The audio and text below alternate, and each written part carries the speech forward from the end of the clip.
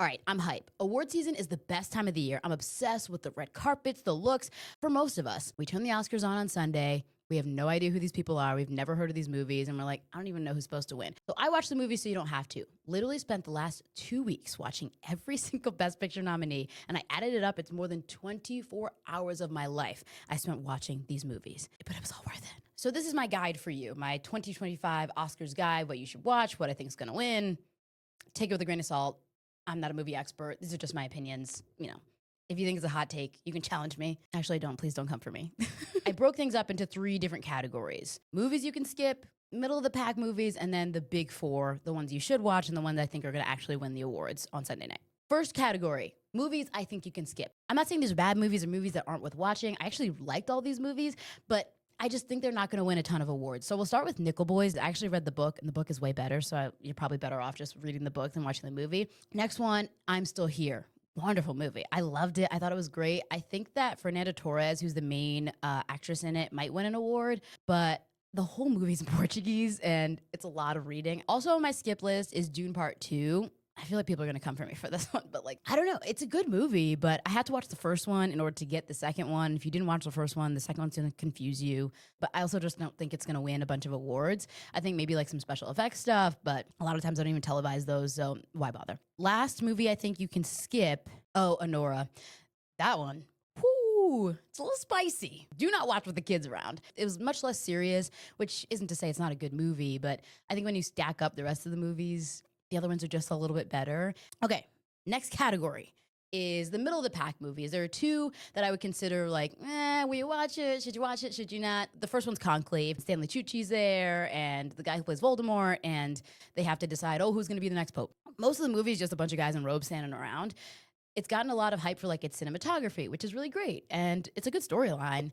I was just kind of bored for most of it. The other middle of the pack movie is A Complete Unknown, which is the Bob Dylan biopic with Timothée Chalamet. It was good. I liked it a lot. I'm not a huge Bob Dylan fan, and I still had a good time. I just, it's like any other biopic, you know? Is it the best movie I saw? Probably not. So now we have 4 left, and they're the big 4. The first one, I'm biased. I'm incredibly biased. I loved Wicked so much. I know that not everybody will.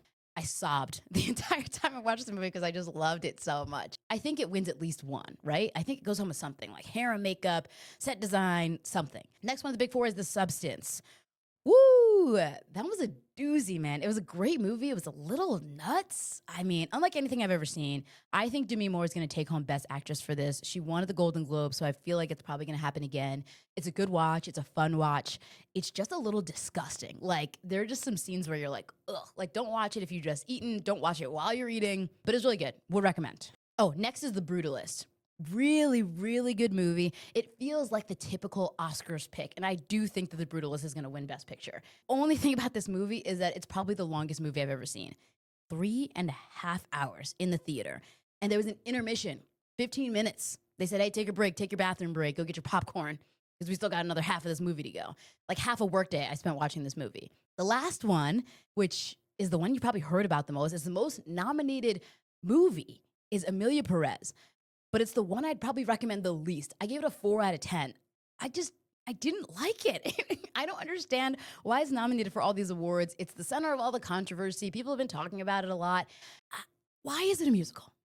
I'm sitting here in a Wicked themed shirt, but I'm asking, why is it a musical? I don't understand. I love a diverse story, but what? Like, I didn't like it. That's it. I didn't like it. I don't know if people will like it. Maybe I'm wrong. Maybe I don't understand Hollywood. I don't know. Sue me. But you're going to hear about it all night, so maybe watch it if you care. Hopefully you enjoyed my little cheat sheet, my guide for you. Again, please don't come for me. I'm just a girl watching movies, okay? I also put in the article where you can watch each of these movies and how much it'll cost you. And then again, you can watch the Oscars this Sunday on 7 ABC at 7 o'clock.